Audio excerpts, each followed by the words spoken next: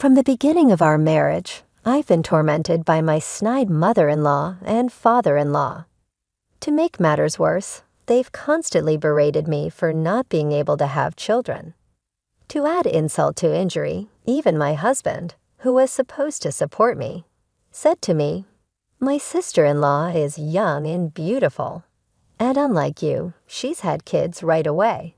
I'm honestly jealous of my brother." Moreover, my mother-in-law accused me of being infertile because I was having an affair and claimed she had caught me on hidden camera as proof of my so-called infidelity. So I devised a plan and called a family gathering under the pretext of celebrating my nephew's birthday, where I proposed we watch the evidence of my alleged affair that my mother-in-law was talking about. Upon viewing it, words like "I knew it" slipped out in despair from my sister-in-law, Ken, and my father-in-law. My name is Mia. I'm 34 years old. I work in the international business division of a mid-sized trading company. I live with my husband, Ken, who is the same age as me and works at a steel manufacturer, and my in-laws. We don't have any children yet. I met my husband at a dating event that a friend invited me to. By my 4th year on the job, I was finally getting the hang of it and starting to enjoy it. So I wasn't very interested in getting married. But I couldn't refuse my college friend who insisted, "You have to come." My main interest was solely focused on the special menus that each restaurant had prepared for the dating event. Literally a case of bread is better than the songs of birds. I felt somewhat detached from my friend who was actively mingling. It turned out that she had become close to a man who was there with Ken. Apparently, Ken wasn't too keen on the event either, and had been reluctantly dragged along. Somehow, as bystanders, we ended up hanging out together.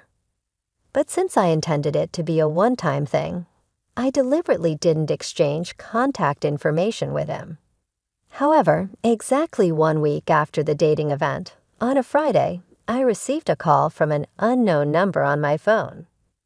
At first, I ignored it, but after work, I started receiving calls every 10 minutes. Who on earth is this? I was annoyed and about to block the number, but before I did that, I answered the phone to see who was making such a call. It turned out to be Ken, whom I met at the dating event. "Oh, good. Is this Maya?" While I was relieved to find out who it was, I'm sure I hadn't given my number to Ken at that time. When I questioned Ken, he casually replied, "I got this number by begging a friend who was with me at the event." It seemed that my friend, who had hit it off with Ken's friend, decided to start dating him following the dating event. Meanwhile, Ken, having failed to get my contact information, heard about this from his friend and managed to get my number by pestering my friend. Although I was negatively surprised by my friend for casually sharing my number, and by Ken for taking advantage of that, we somehow started dating, and a year later, he proposed to me. It wasn't exactly a whirlwind romance, but I thought I could live a peaceful life with Ken, who had a somewhat gentle and endearing personality. There were no issues from my side regarding the marriage. My parents had been living separately since I entered college. They hadn't divorced because they saw no particular benefit in doing so at this point. Friends and acquaintances would ask if I wasn't sad, but having been practically estranged within my own family, I saw their separation as an inevitable outcome.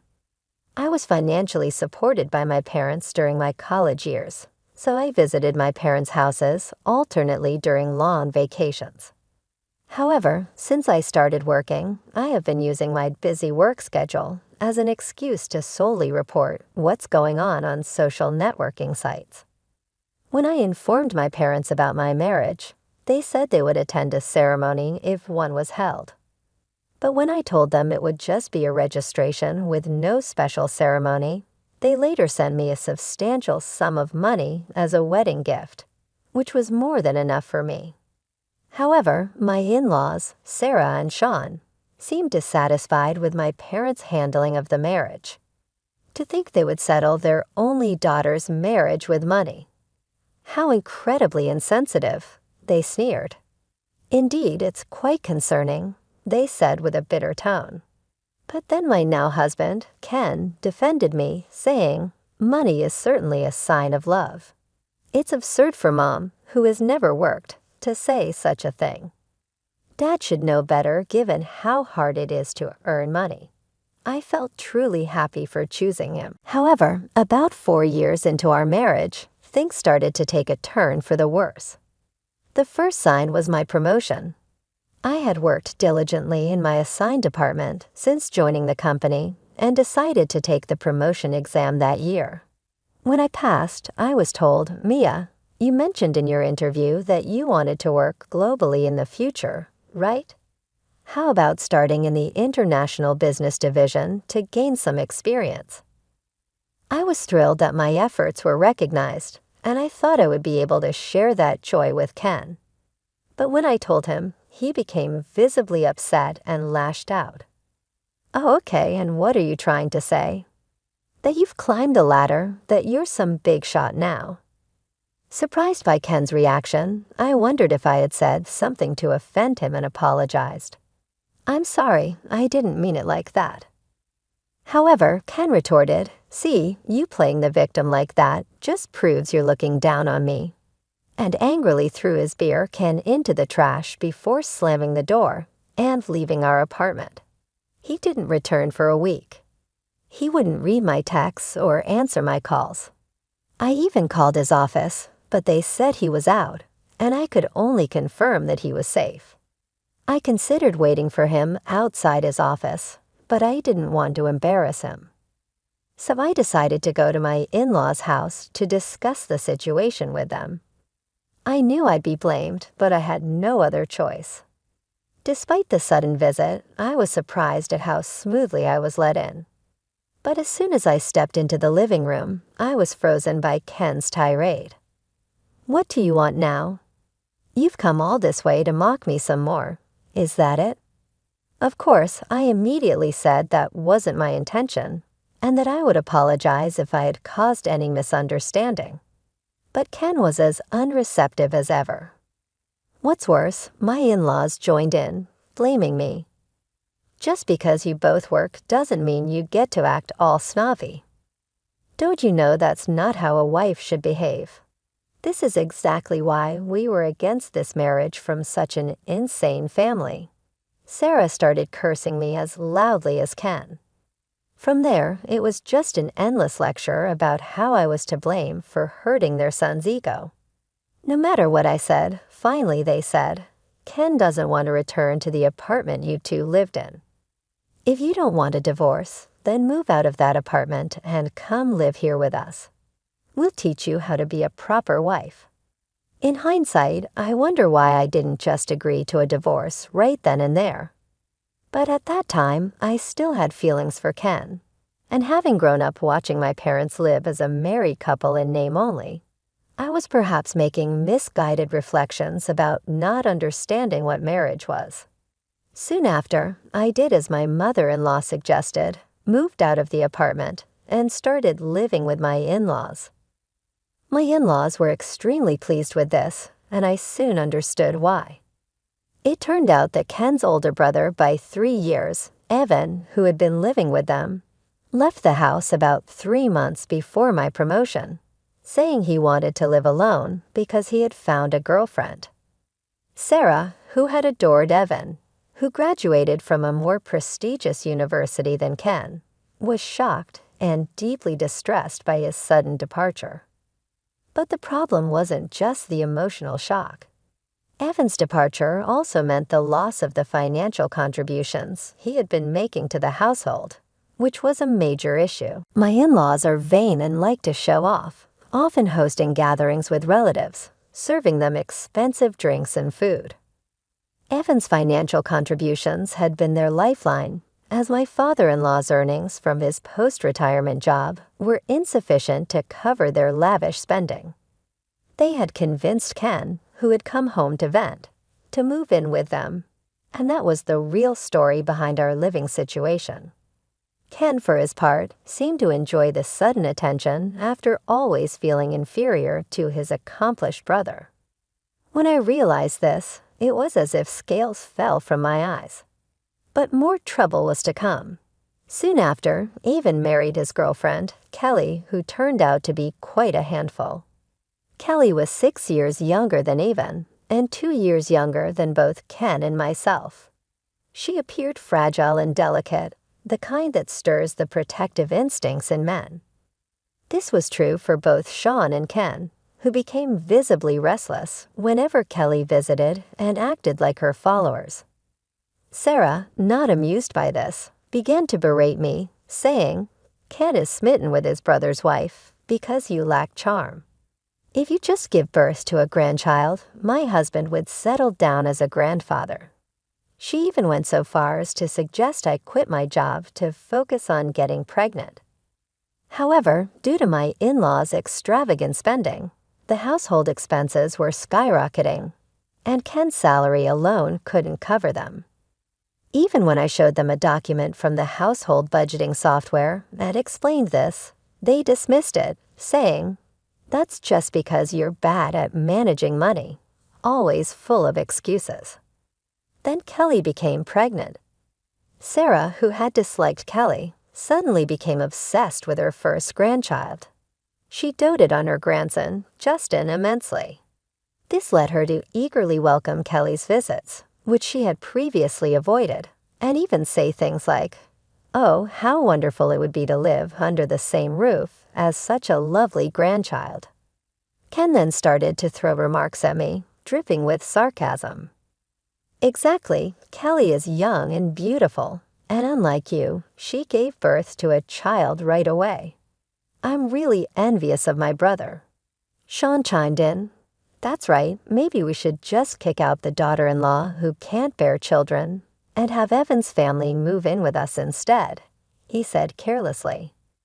By then, even I started thinking, indeed, since we don't have children, perhaps leaving Ken, and this house might be an option. Then, as it von Q, Kelly became pregnant with her second child. Sarah's obsession with her grandchildren intensified, and her treatment of me became even harsher. Somehow, she came up with the absurd theory and said the reason you can't have children must be because you're having an affair. "You're just worried you won't know if the child is Ken's or your lover's." I was dumbfounded and chose to ignore her. But one evening, I noticed Sarah smirking at me. Confused, I asked what was going on, and she said, "You were indeed having an affair, just as I suspected." To my questioning, Sean and Ken, she declared, "I've got proof of her affair on a hidden camera." I hired a professional, so it's foolproof, and burst out laughing joyfully. Hearing this, Sean and Ken were momentarily shocked, but then influenced by Sarah's confidence. They said, "If that's true, then it's grounds for divorce." Of course, at that point, I said, "Understood." Then I will take this opportunity at Justin's birthday celebration next week, which we had already planned, to explain the situation to all the relatives gathered there. The birthday celebration for Justin, organized by extravagant and loving Sarah, turned out to be a lavish affair with a banquet hall in a hotel reserved just for us. The invited relatives seemed somewhat fed up with Sarah's boasting, but appeared to enjoy the food and drinks. As the party was winding down and I took the microphone to speak, everyone turned their attention to me, wondering what was happening. I began, "I apologize for interrupting your conversations, but I have a brief announcement to make to all of you gathered here today." The crowd murmured in confusion while my in-laws and Ken, assuming I was about to admit my guilt and discuss divorce, smirked just as they had before. The guests of honor today, the family of Evan, were also present. Upon my signal to the staff, a screen was lowered behind me as the projector was brought in and the lights dimmed. Everyone's attention turned to the screen as the video began to play. The video started with footage of a suspicious-looking hotel district, and as one particular hotel entrance came into focus, Ken, Sean, and Kelly's faces began to pale as expected. However, Sarah, unaware of what was about to unfold, looked around curiously, oblivious to the tension among the three. The next moment, a clear shot captured by the camera elicited a collective gasp of surprise from the relatives, and for good reason. The screen unmistakably showed Kelly and Sean hugging as they emerged from the hotel. The room fell silent as the video continued to show them sharing lingering, passionate hugs. As the two caught a taxi, the scene shifted, and the same hotel entrance was shown again in close-up. But this time, it wasn't Sean who emerged holding hands with Kelly, it was Ken. Ken, Sean, and Kelly all remained frozen, murmuring, "I knew it." The room erupted into murmurs once again. At that moment, I paused the playback, turned the lights back on, and began to speak into the microphone. My announcement to all of you is exactly as you've just seen. My husband, Ken, and father-in-law, Sean, have been having affairs with Kelly, the wife of Evan. The evidence has been meticulously recorded by the investigation company hired by Sarah. I stated, showing a thick file of documents which prompted more roars from the crowd. As the roars subsided, I revealed that the investigation company had been hired by Sarah not to uncover the infidelity of Sean, Ken, and Kelly, but to find evidence of my supposed affair in order to expel me. Probably Ken, who must have been annoyed by my presence, filled her with all sorts of nonsense. "It's absurd to take such things seriously," I said, causing the relatives to look at Ken and Sarah with disbelief. Sarah declared victory without even checking the contents when the investigation company reported they had caught the evidence on camera. Unfortunately, I have no idea about such allegations. I then projected a photograph onto the screen. It was a snapshot taken at the maternity hospital when Justin was born, showing my sister-in-law holding Justin in the center with Avon smiling beside her and Ken and me, who had come to celebrate, in the background. Since Sarah has always disliked me, I believe she didn't have a single clear photo of me. So she sent this snapshot to the investigation company, requesting them to find evidence of the daughter-in-law's infidelity. I explained. As I spoke, I glanced briefly at Sarah, who seemed taken aback as if I had hit the nail on the head. However, the investigation company commissioned for the task mistook Kelly, who was holding the child, as the daughter-in-law under investigation. Upon starting their investigation, they unexpectedly captured Sean and Ken repeatedly visiting the hotel with Kelly. Believing Evan to be the husband under scrutiny, the investigators reported to Sarah that they had caught the evidence on camera. Sarah mistakenly believed this to be evidence of my alleged affair. When suddenly confronted with the existence of such evidence, I was initially surprised, but then something clicked in my mind. It was the name of the investigation company which appeared on the statement of the credit card used by Sarah. In fact, Sarah, who is a spendthrift, made me get a family card for her to use for her own purchases, etc., just in case the credit card in her name was not enough to cover the available credit card funds. Troubled by her making large purchases without consulting me, I had set up the card statement to be viewable in an app, so I could preemptively check the monthly charges. So I took a half day off the next day and went to the investigation company to explain the situation. I then commissioned a new investigation myself. The investigation company, realizing their mistake, eagerly accepted the task to make amends. They quickly provided the results, hence the evidence presented today. As the screen was removed and the lights brightened, Kelly, Sean, and Ken all had pale faces. I approached the great-aunt and uncle, whom my in-laws greatly respected, and requested, "I apologize for the inconvenience, but I prefer not to expose the children, especially Justin, to the following discussion. Could someone please take them to another room?" The great-aunt and uncle immediately approached Kelly, took Justin, and handed him over to their own children. The other children were also led to another room by several women, leaving behind furious relatives, a dazed Sarah, and a bewildered Evan. Only Kelly, Sean, and Ken remained, shrieking under the stern glares of the relatives. Then Sarah, previously trembling, leaped towards Kelly, shouting, "What have you done, betraying me and Evan with Sean and Ken?" She lunged at Kelly. Several relatives rushed to stop her, but Kelly was already petrified. Sean and Ken were similarly frightened. However, I decided to deliver the final blow to them. Regrettably, given the circumstances, I will be divorcing Ken. I apologize for any inconvenience caused to everyone here. According to the investigation company, the improper relations between these three have been ongoing and not just recent. Reconciliation is impossible, I announced.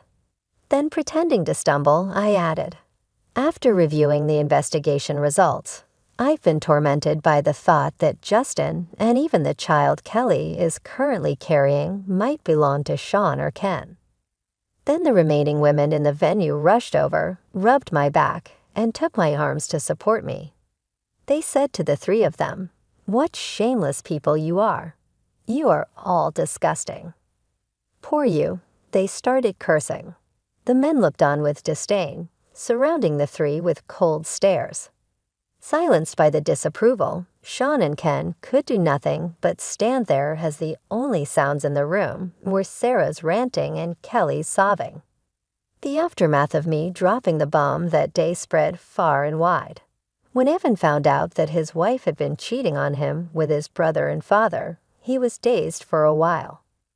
But as he regained his senses, he began to seriously suspect the second doubt I had raised, that of cuckoldry. Cuckoldry? That's just a blatant lie from her. "Both Justin and the baby in my womb are undeniably your children," Kelly pleaded desperately. But a suspicion once planted in the heart does not disappear with just a few words.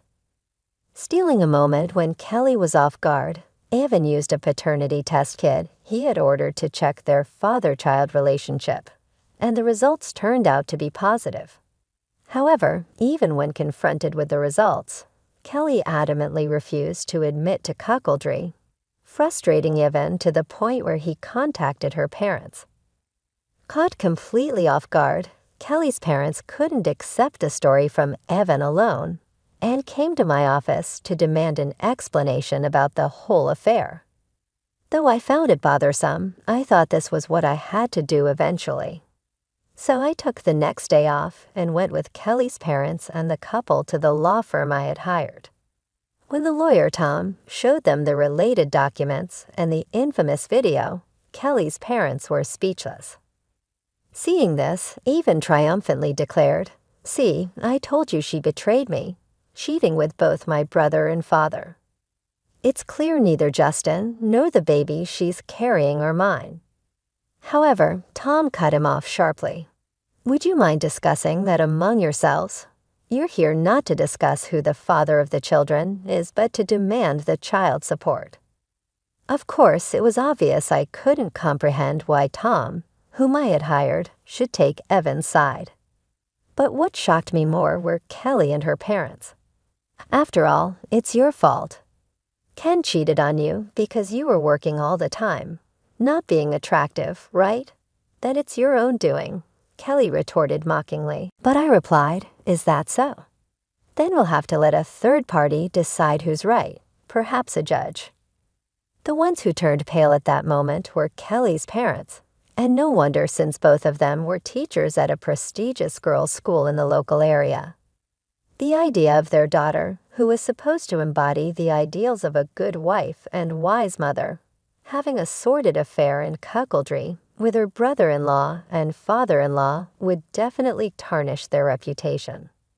Upon hearing the word trial, Kelly's parents immediately begged, "We sincerely apologize." However, as far as I was concerned, an apology at this stage from anyone was irrelevant. I gave Tom a look and got up, signaling the end of the meeting. Later, Tom informed me that after I left, Evan, Kelly, and her parents caused a huge uproar, but finally left after Tom threatened to call the police. Subsequently, perhaps as a form of hush money, Kelly's parents transferred a large sum of money through Tom. Given this turn of events, what happened to Evan and Kelly was of no consequence to me. But around the same time, I learned about the fate of my in-laws through Ken, who had also demanded asset division. According to Ken, Evan filed for divorce. Furthermore, he refused to pay child support for Justin, and also for the unborn child unless a DNA test proved he was the father. He declared he would file for denial of paternity as soon as the child was born. Fearing the worst, Kelly's parents, against her wishes, forced her to undergo prenatal testing. It turns out the father of the unborn child was indeed not Evan, but astonishingly Ken.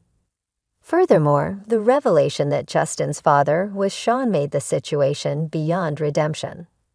Upon learning this, Sarah, who had doted on Justin, was devastated to find out he was actually her husband's child, leading to a mental breakdown. She has aged rapidly and is now almost bedridden, with Sean taking care of her around the clock. He told his father-in-law, "I won't look after you in your old age. Get Ken to take care of you." Unfortunately, most of Sean's retirement funds were spent on luxury brands and jewelry for Kelly to win her favor, leaving almost nothing behind. As a result, the offset against the inheritance meant Sean and Sarah, now abandoned by Evan, turned to Ken in desperation. Ken, himself already burdened with the asset division claims from me, was reportedly being pressured by Kelly, who had been divorced by Evan, with a demand to remarry her. "Insisting now that it's come to this, you're going to take responsibility for both the unborn child and me," she said. "I'm sorry for everything that's happened. I apologize, so please give me another chance. I love you, Mia," he begged for forgiveness. But it was clear that what he wanted back was not my love, but my financial support, and a wife to take care of his parents for free. Since I had no lingering feelings for Ken, I instructed Tom to convey my final decision and blocked all contact except for one social media platform. Eventually, the divorce was finalized. Despite some disputes, the asset division was paid in full in 2 installments. According to Tom, Kelly continued to live with my in-laws without being officially registered as part of the family, pretending to be Ken's wife.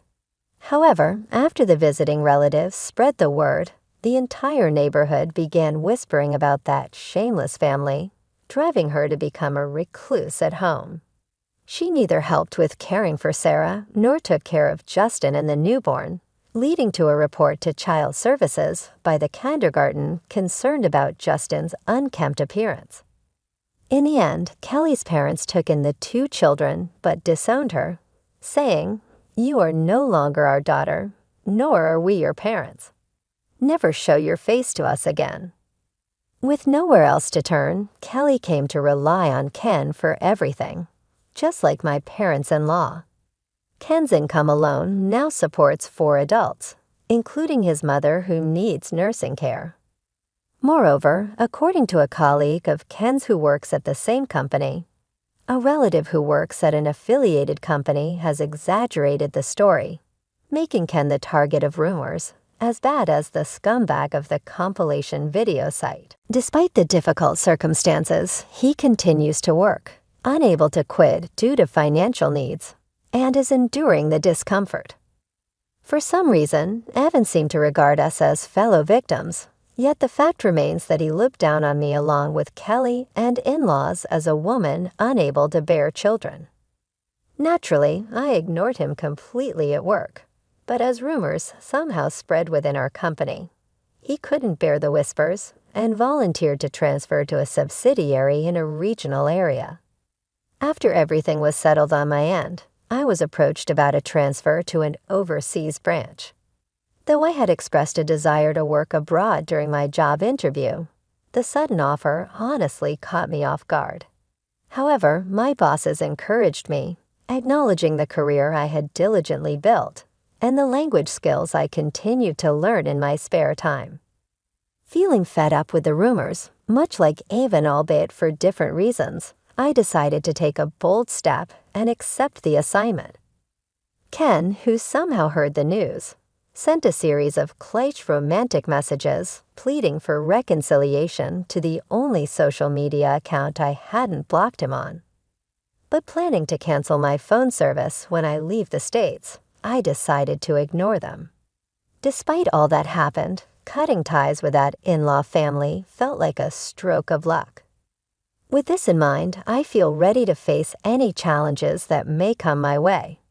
I might think it's a bit opportunistic, but that's honestly how I feel. Perhaps I had been too self-deprecating all this time.